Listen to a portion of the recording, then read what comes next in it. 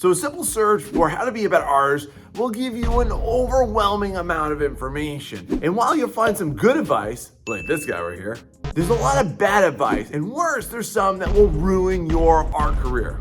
Welcome to Art Mentor. My name is Sean, and as an art teacher, artist, and art researcher, I need to let you know about this bad advice that you've been listening to that is going to ruin your art life. So make sure you don't listen to this. So as you're trying to figure out how to be a better artist, let me just give you all the biggest red flag as far as what advice you should not listen to is when anybody ever advises you to grow your following. Have you ever seen this? Because I swear to God, every single art advice video usually starts out with this one, or it's somewhere in the beginning of it. And I just need to let you all know that this is total trash advice, because first off, you don't have any control over that, all right? No matter how much anybody wants to tell you how easy it is or how you can integrate it into what you're currently doing, it is not easy and you are not in control of it. And second of that, why do you want to be so shackled to a social media platform that you are going to be distracted away from what you're put on this earth to do, which is to actually make art?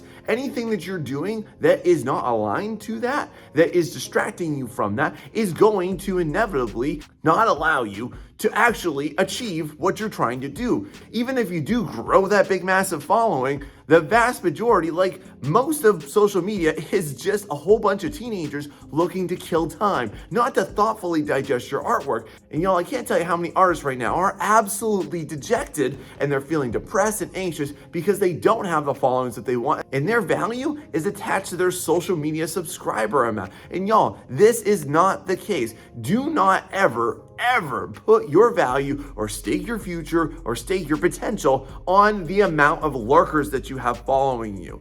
For example, if I were to follow this advice, I would have never started commissions. I would have never started my art career. I would have never started this YouTube channel that you're watching me on right now. And I would have stopped producing content because of my subscriber base. It just doesn't make sense. Y'all, if you want to make an amazing art future for yourself, just go after it. Don't wait for a certain number to hit for it.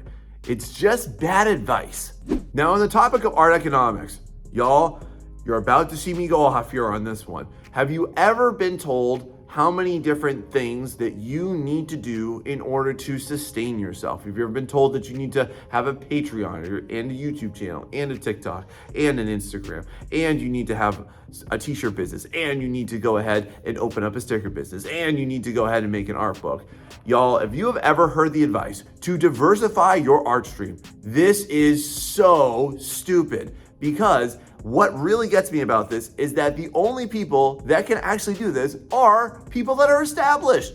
Y'all that are just trying to start out, y'all just getting established, y'all that are just trying to even get any little nickel, dime, and penny for your artwork, okay? This is dumb advice. Because essentially what people are suggesting who are saying diversify your art stream is that you should just have an entire quiver of arrows and just loose them all over the place, and somehow you're just supposed to hit every single target. Like, that's not gonna happen, y'all. You're not Legolas, okay? If you have fallen into this mode of thinking, I need to just shake you right now, and please hear me out. You need to focus on one thing at a time, y'all. Just one thing, okay? What you want to do is not conquer the entire world by launching nukes at every single nation. What you want to do is you want to take over one country at a time. And then you expand, and then you expand, and then you expand. Nobody and no big successful company ever has existed that didn't start off by doing one thing. So for you, friend,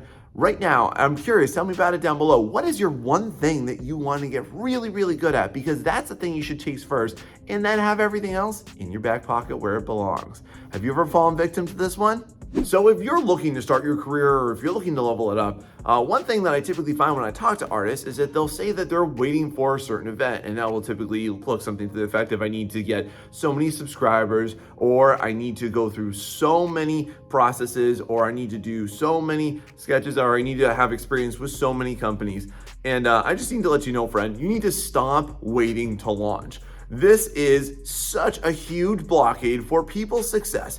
And if you are waiting for some event to occur in order to start taking off, in order for you to start to do that thing, it's really not going to benefit you. Like if you're waiting to produce your amazing, awesome comic that you've had locked in your head for a decade, and you're just waiting for that certain subscriber count to magically just boost your morale and confidence into doing it, that's probably not going to happen because you are not producing the results that are going to lead to that end result anyways. So therefore, it really doesn't behoove you to just sit there and just wait for this to happen. Y'all, if you're not actively in the pursuit, just making small incremental steps towards what you want to actually achieve, then it's never going to come to fruition. Y'all, I can't tell you too how many people say, well, it'll be better next week, it'll be better next month, it'll be better in 6 months from now, it'll be better a year from now. The future always looks more promising. The future always seems better, doesn't it?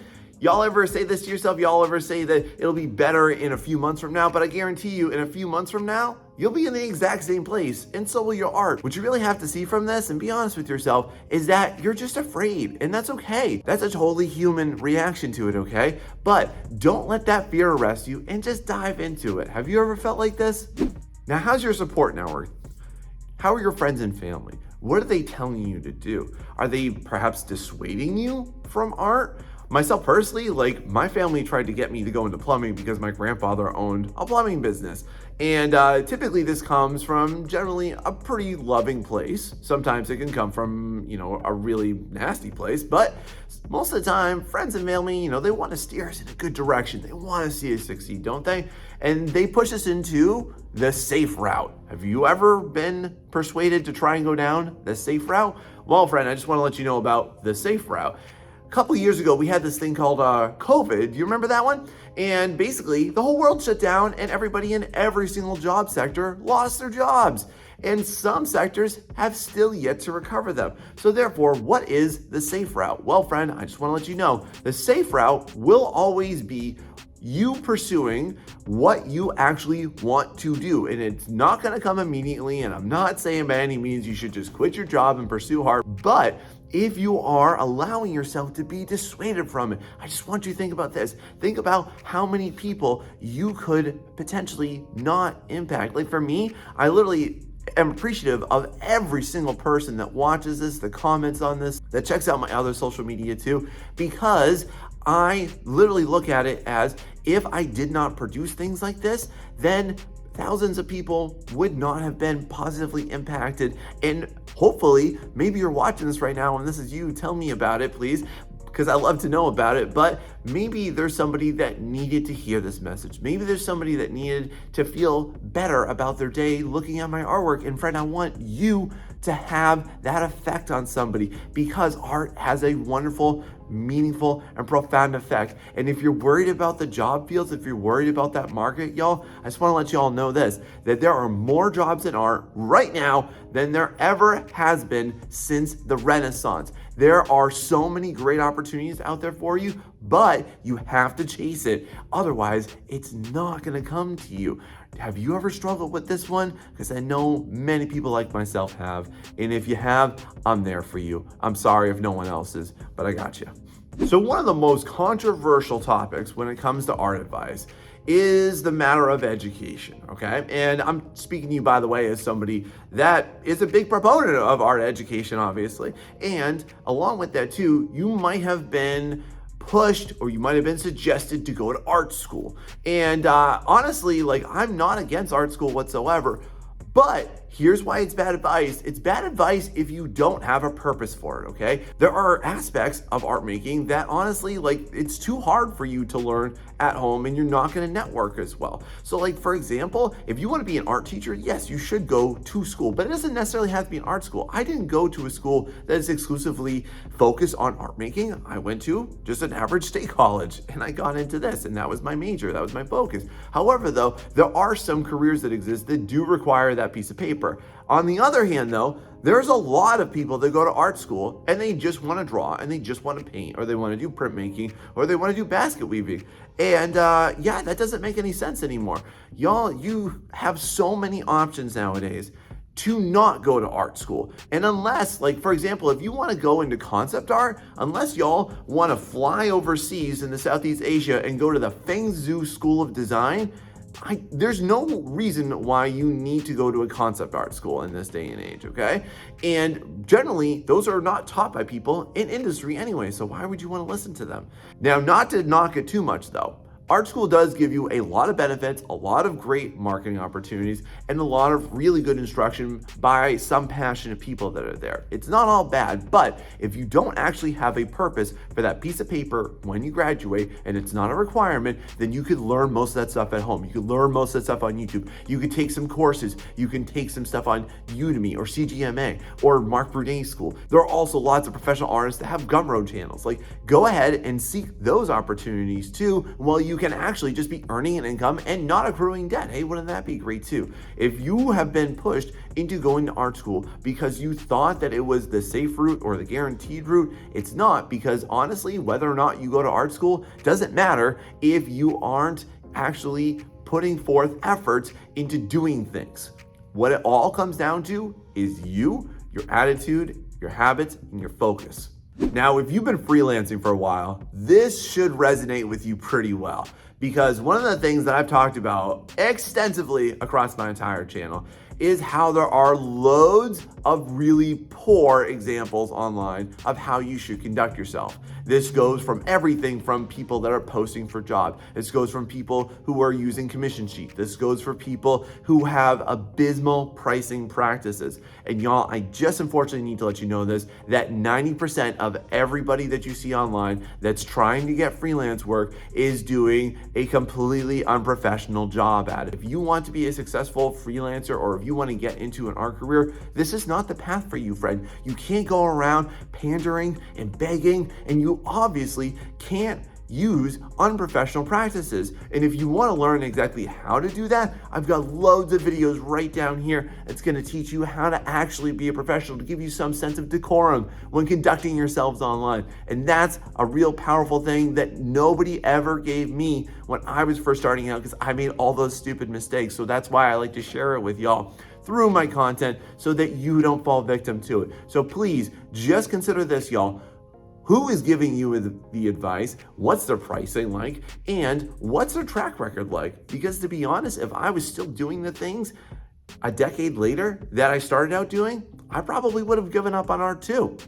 Now, what's the biggest hot button topic surrounding art right now? I mean, you literally can't kick a rock without somebody saying something about AI, right? And there are so many artists out here right now, and I sympathize with you so hard, especially you young, newer artists that never even had an opportunity to enter a field, that are really dreaming about this, that you've had this baked in your mind for a long, long time, and you're just super passionate about art, and AI just seemingly came and stomped on it.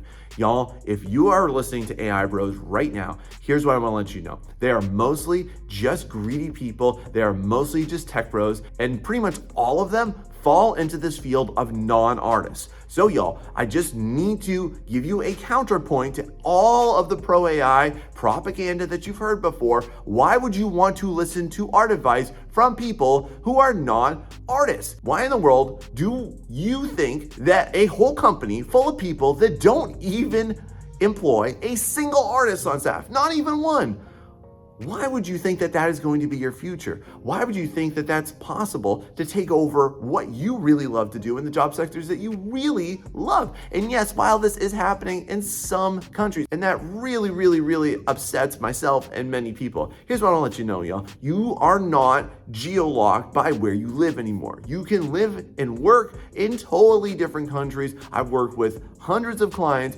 from all across the world, and you can do that too. We are not in this medieval time frame where you just live and work in a single city your entire life until you die. You can definitely expand outwards.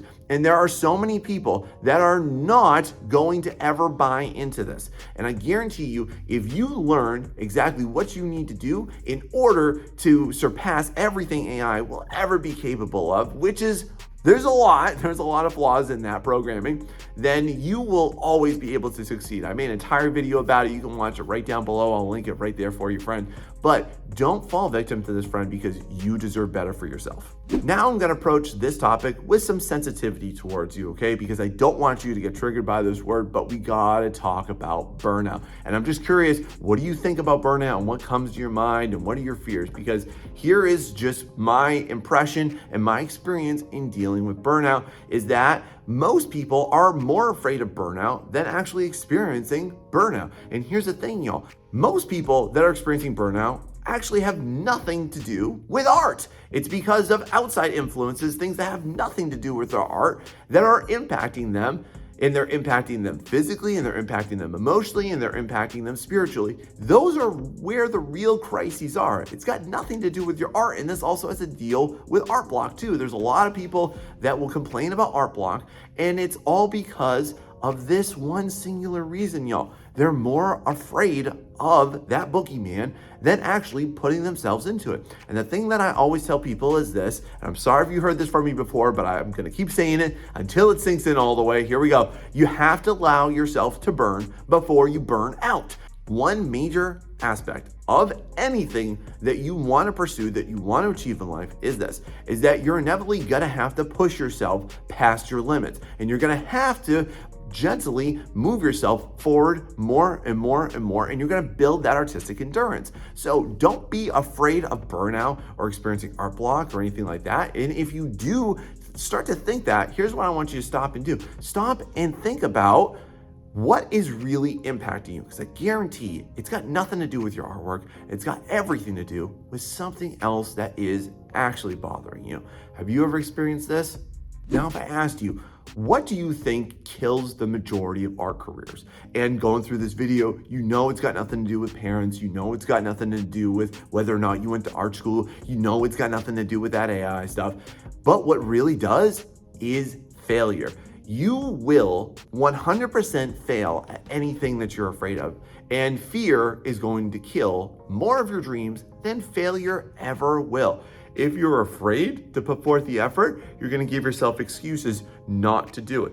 And the first time that you hit that roadblock, then you're gonna justify it. Anytime that you have some type of a reference point, and that could be someone's opinions or someone's attitudes or your own attitudes and opinions about yourself too, and you meet the littlest resistance, you're always gonna go back to that. You're gonna be like, ooh, I didn't get a good critique.